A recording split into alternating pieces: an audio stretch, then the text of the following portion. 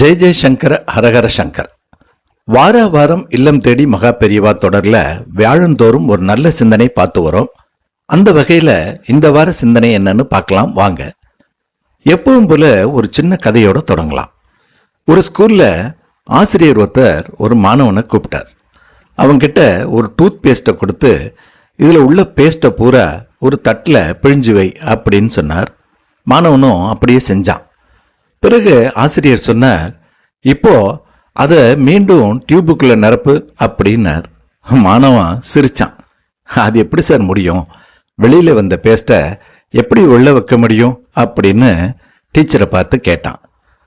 Teacher சொன்னார், அது மாதிரிதான் நம்ம வாயிலிருந்து வெளியில வரும் வார்த்தைகளும் இது போலதான். ஒரு முறை பேசிட்டா அந்த வார்த்தையை திரும்ப பெற முடியாது.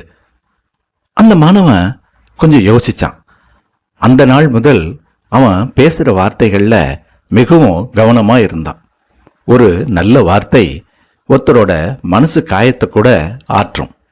அதே சமயம் ஒரு கடுமையான வார்த்தை பல வருட உறவை கூட உடைச்சணும்.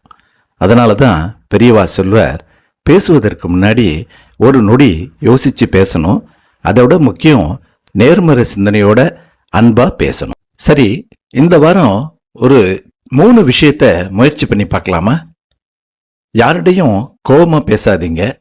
தினமும் குறைஞ்சது ஒத்தரையாவது மனதார பாராட்டுங்க.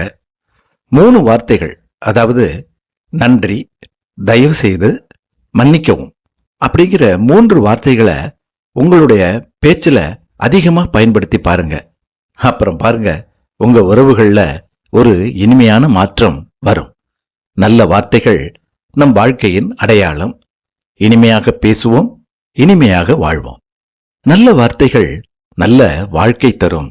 நல்ல வாழ்க்கை சந்தோஷம் தரும். மகா பெரியவா அருளாட்சியோட இந்த வார சிந்தனையை நடைமுறைப்படுத்தி பாருங்க. அடுத்த வாரம் இதே போல மற்றொரு நல்ல சிந்தனையுடன் உங்களை சந்திக்கிறேன். நன்றி. ஜெய் ஜெய் சங்கர ஹரஹர சங்கர.